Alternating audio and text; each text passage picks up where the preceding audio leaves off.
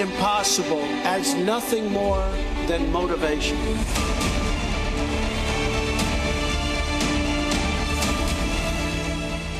Party तो बनती क्योंकि जीत सिर्फ जीत नहीं, 2020 में मिली हार के बाद 2016 से बड़ी जीत है। America has given us an unprecedented and powerful mandate. We have taken back control of the Senate. Wow, that's good.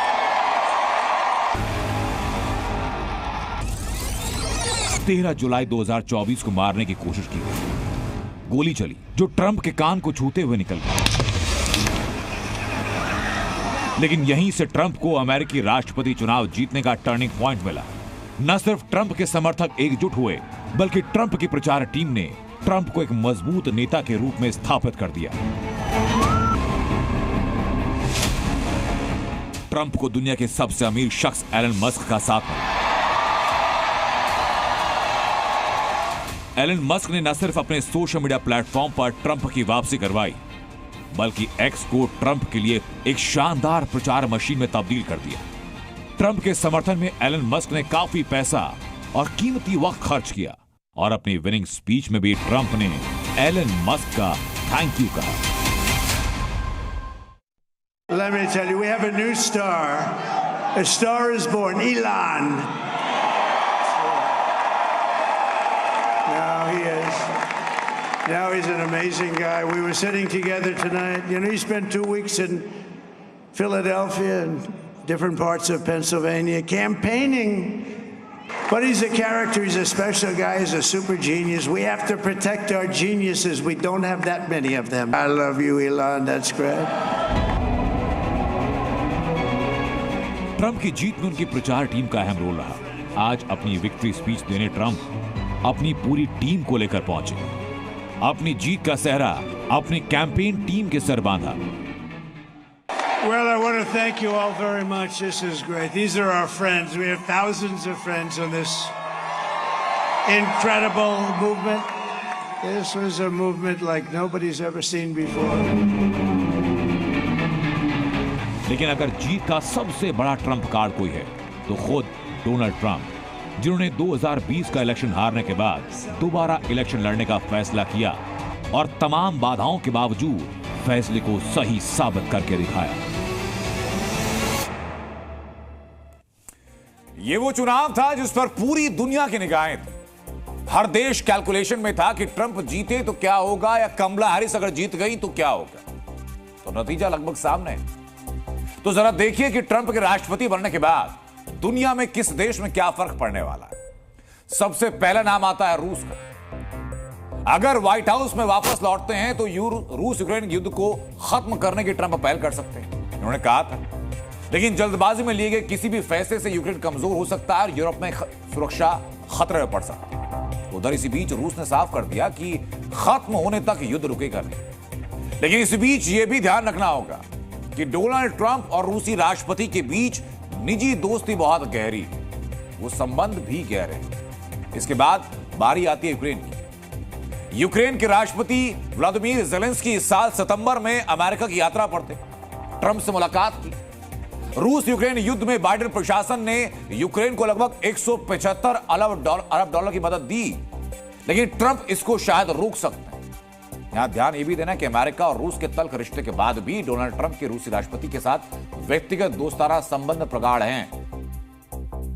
फिर बारी आती है चीन की। डोनाल्ड ट्रंप की जीत चीन के लिए भारी पड़ सकती है। ट्रंप चीन पर भारी टैरिफ लगा सकते हैं। प्रचार के दौरान ही ट्रंप ने चीन से आने वाले सभी सामानों पर 60% टैरिफ का वादा किया था। उधर ट्रंप के पहले कार्यकाल में भी क्वाड मीटिंग में चीन को संदेश दिया गया, तो अगले साल भी क्वाड मीटिंग होनी और भारत में होनी। फिर बारी आती है इजराइल की, तो ट्रंप गाजा में इजराइल के हमलों का समर्थन करते हैं। इजरायली पीएम बेंजामिन नेतन्याहू ने ट्रंप की जीत को अमेरिका इजराइल गठबंधन को मजबूत करने वाली जीत बताया। तो आपको एक एक करके बता रहा हूं मैं कि किस किस देश पर क्या क्या फर्क पड़ने वाला है। रूस की बात हुई, यूक्रेन की बात हुई, यूक्रेन के बाद इजराइल की बात हम लगातार कर रहे हैं कि इजराइल में क्या फर्क पड़ सकता है।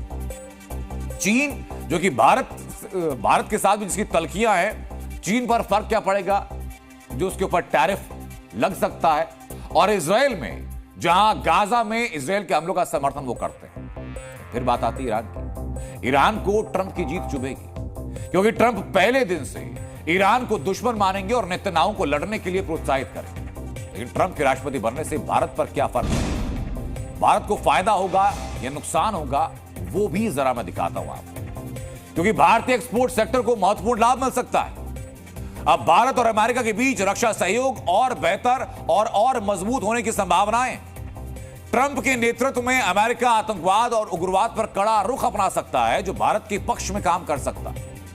हालांकि ट्रंप के राष्ट्रपति बनने से भारत को कुछ नुकसान भी उठाने पड़ सकते हैं। ट्रंप प्रशासन भारत पर टैरिफ शुल्क कम करने को लेकर दबाव कर सकता है। ट्रंप ने अपने पहले कार्यकाल में H-1B वीजा, आपको याद होगा, बहुत हड़कंप मचा था। उन नियमों पर सख्ती दिखाई थी। अगर दूसरे कार्यकाल में भी नियमों पर सख्ती दिखाते हैं तो आईटी प्रोफेशनल्स के लिए भारी मुसीबत पड़ सकती है। और भारत से बड़ी संख्या में आईटी प्रोफेशनल्स हैं जो कि यूएस बेस्ड कंपनीज में काम करते हैं। हालांकि अमेरिका में ट्रंप का आना भारत के लिए नुकसान से ज्यादा फायदे का ही सौदा है। पहले कार्यकाल में ट्रंप और पीएम मोदी की तस्वीरें सामने आई। तस्वीरें देखिए जरा। हाउडी मोदी से लेकर के वेलकम डोनाल्ड ट्रंप तक के जो कैंपेन लॉन्च किए गए थे, नमस्ते ट्रंप जो कैंपेन लॉन्च किया था, वो दोनों की प्रगाढ़ दोस्ती को बताता है। और ये तस्वीरें सामने हैं। एक दूसरे को दोनों अपना दोस्त कहते आए हैं और ऐसी कई तस्वीरें हैं जो कल से लगातार वायरल हो रही हैं। ट्रंप के दोबारा राष्ट्रपति बनने के बाद पीएम मोदी ने सोशल मीडिया पर उनको बधाई दी। और पीएम मोदी ने अपनी और ट्रंप की दोस्ती वाली तस्वीरों के साथ कहा कि मेरे दोस्त को दिल से बधाई। ये वही ट्वीट है प्रधानमंत्री नरेंद्र मोदी का। उन्होंने लिखा कि वो भारत अमेरिका के व्यापक वैश्विक और रणनीतिक साझेदारी को और मजबूत करने के लिए, हमारे सहयोग को और आगे बढ़ाने के लिए ट्रंप के साथ काम करने के लिए उत्सुक है। आज अमेरिकी राष्ट्रपति चुनाव में ट्रंप की जीत का जश्न सिर्फ अमेरिका में नहीं, उनके समर्थक नहीं, बल्कि ट्रंप की जीत की खुशी भारत के लोग भी मना रहे हैं। तस्वीरें जरा देखिए।